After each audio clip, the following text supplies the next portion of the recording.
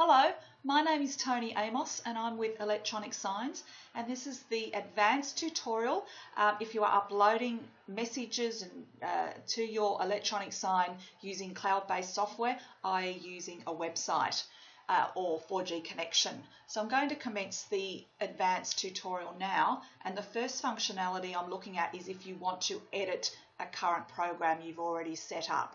So as you can see, sign test 2 is currently playing. I want to edit that sign. So we click on the box. You would have gone through this in the basic tutorial. We want to edit sign test 2. And let's say we would just want to edit the first screen. Sign 1, this is a test. So we've made our changes, we save the file again. So that was easy to do, to make the changes, but of course we still need to send that changed program to the sign. So remember how we do that is we go back to the home page, Terminal Control, click on Programs Task, and it says Test to Task, and we send it. Please select some card, reminds you if you forget, Test to Task. So that's gone through. We don't need to set up the task again because we've already done it. And as you can see, it's going through success download. And that's happened at 2:47, which is the current time. And that's how we know the new program has gone through. That's how easy it is to edit your message and resend it. What I'm going to do now is just look some of the other features to really bring out the potential of your sign.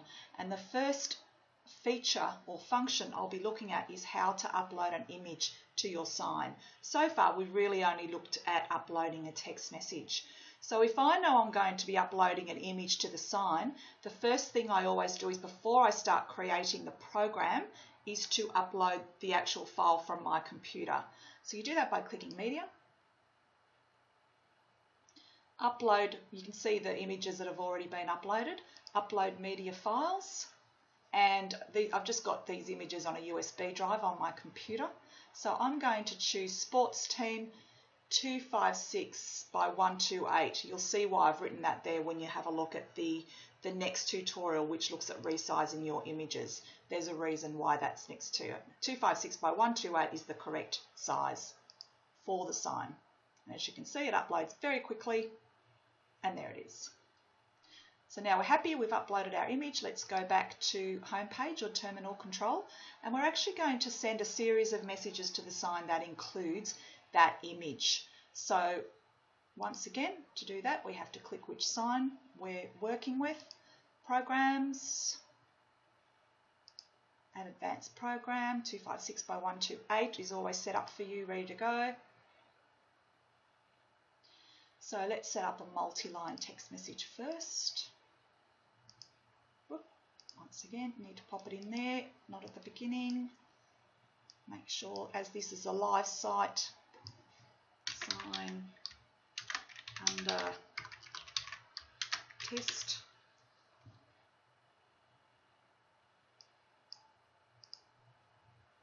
It's our first message. Now we're going to upload the image. So you click on Image.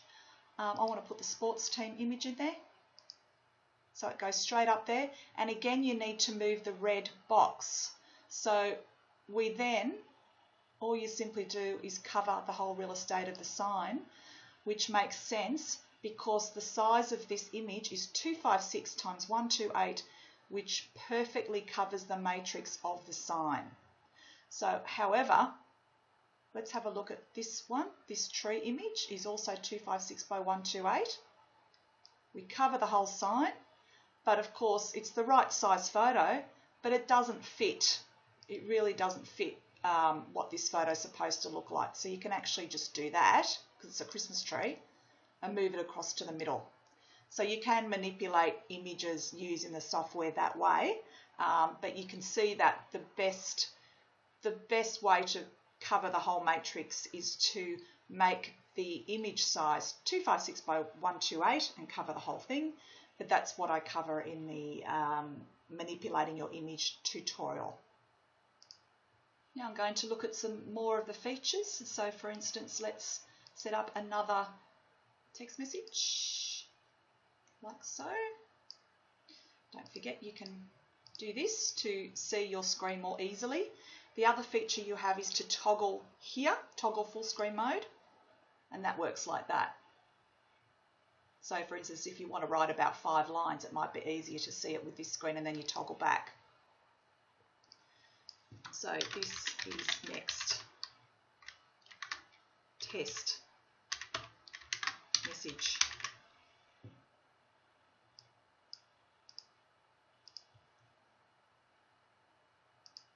Let's see how we can play with the fonts. It's all very straightforward.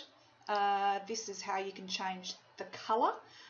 We do not recommend that you use white. The reason is it actually drains your LEDs more quickly. You certainly can, and it looks good, but you'll find that if you constantly use white, that the longevity of your LEDs will be less because there's more drain put on all of the LEDs. So we recommend using any other colour that looks good on your sign. So I'm actually going to use green. And let's have a look at the font families we can use. We've got quite a number of different fonts that we can use here. You can really use any fonts that you like. I always like bold and Arial. However, you can use Tahoma, Verdana, whatever ones of those that you want to. However, if you use something like Courier New, we always recommend the best fonts to use in non-technical speak is ones that aren't curly. So that's just me speaking as a non-technical person. See how that font is curly and how Times New Roman is a little curly. So it just means it's a little bit less easy to read than something like Arial, where you don't have curls at the end of the digital letters. So that's just one recommendation for your fonts. The other changes you can make to your message is background colour, and that's pretty straightforward. You do that here. So let's say we want to do red background colour. So you actually have to see how it's changed it. It's changed the numbers down here. Don't forget to hit choose, and there you go. That's how it will preview with your background colour. Let's now change it to blue. Let's have a look what that looks like. Then you have to click choose, and there you go. That's what it looks like with green font and blue background. Another feature is strike through. How does that work? So let's have a look at that. Strike through. So probably less likely to be used by schools, more likely in a retail environment. So for instance, if they're having a special and they're advertising a cheaper price, but that's just another interesting feature that you can use if you have a use for it. You also have movement. So this is about making your message scroll or dynamically appear on your sign. So entered transition, you can play with it, moving left, exited transition, moving right, for instance, and that's how you can set your movement. If you want to be fancy, you can say the entered duration. For instance, if you know the message runs for 10 seconds, you might want to say the moving left lasts for 1 second. And the exit duration lasts for 1 second, but that's just a little bit more of an advanced feature. So adjust the line height of your message. So at the moment the line height's set for 1.4. Just for the benefit of this tutorial, I'm going to set it for 3.2. And as you can see, that pushes the text message out. So that's how you manipulate the line height. I'm just going to put it back to 1.4. Next, I'm going to take you through these various menu items. We've already looked at image, how to upload an image to your sign. This is where you upload video, and again you need to firstly go to media and upload your AV file. We do not recommend that schools display videos on their electronic sign if the sign is street facing for obvious reasons. If your sign is inside, so for instance to advertise internal events and so forth, or if you have it in your undercroft, that's a fantastic way to display videos on your sign. So let's have a look at the digital clock. So again, you just pop it up there. That's what it looks like. Make sure you're covering the full real estate, and you can play with that. You can see the font's a little bit big there, and just play with that, and also your line height 0.5, which you can just experiment with. I won't experiment with it now because I've already showed you how how to look at font sizes and so forth. But as you can see, that's displaying the date. And countdown feature is interesting, so let's pop it up on the timeline.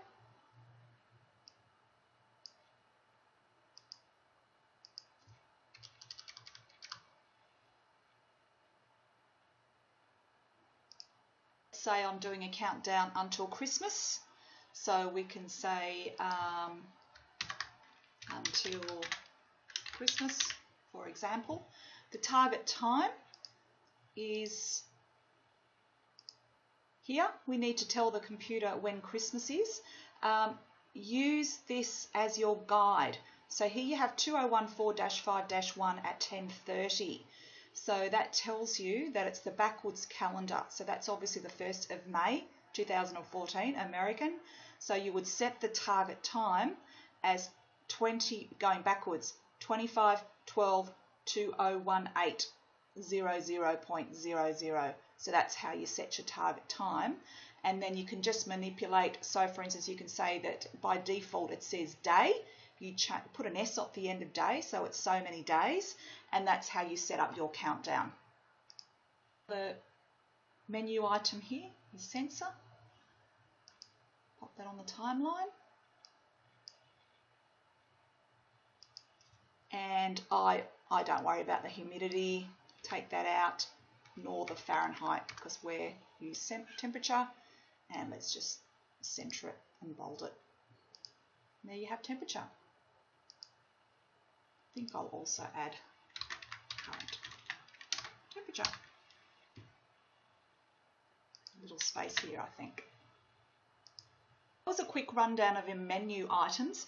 The only feature left remaining of this advanced tutorial is how to use layers. Just started a new file. So here we have layers. So far in this tutorials, we've only been using one layer. So I'm going to whack the sports team back up there. And this time I won't have the sports team covering the whole real estate. I'm going to adjust it to here. Now I'll show you why. It's a little bit stretched with the photo, but I need to fit in some text, so I'm just playing with it until it looks okay. The proper integrity of the photo is there, but it's probably can get away with being stretched a little bit so that we can get our text message in there. And I'll show you what I mean now. So I want to put in a text message here on the right hand side saying congratulations to our basketball team. So we have to create another layer. And this is where we can put in our next layer. Whoops, once again, I'm putting it at the beginning and it didn't work. And we move this layer across to here. Let's write it first. Congrats to our basketball team. And I'm going to align that to the left. Make the font just a little bit smaller while we play with it. And then we can just manipulate this window.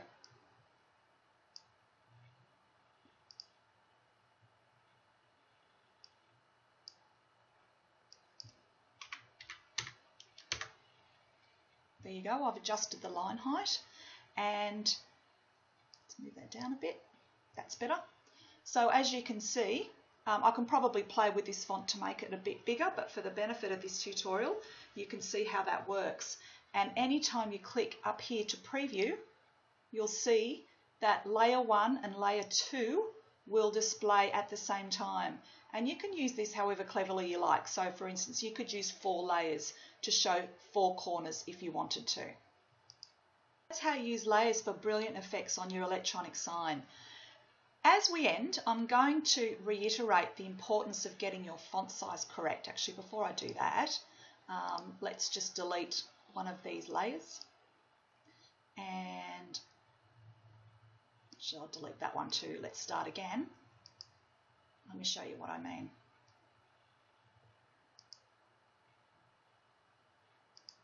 It's important to get your font size right. So let's center this again and bold.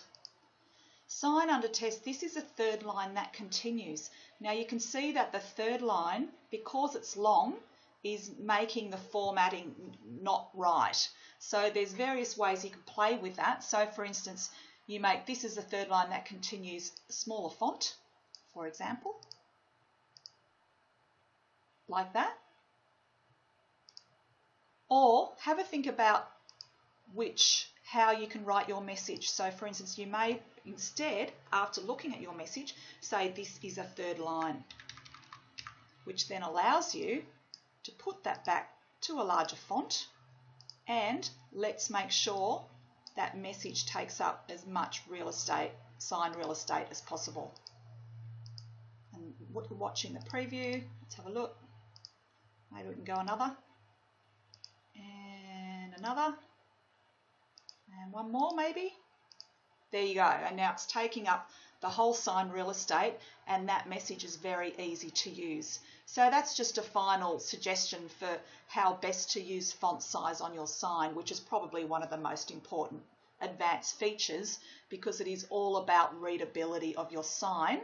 And remember that our electronic signs are all covered in LEDs, so you might as well make the most of that real estate.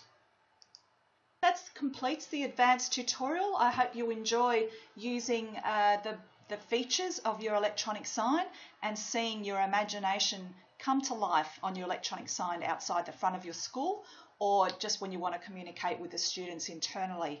So good luck, and thank you for listening.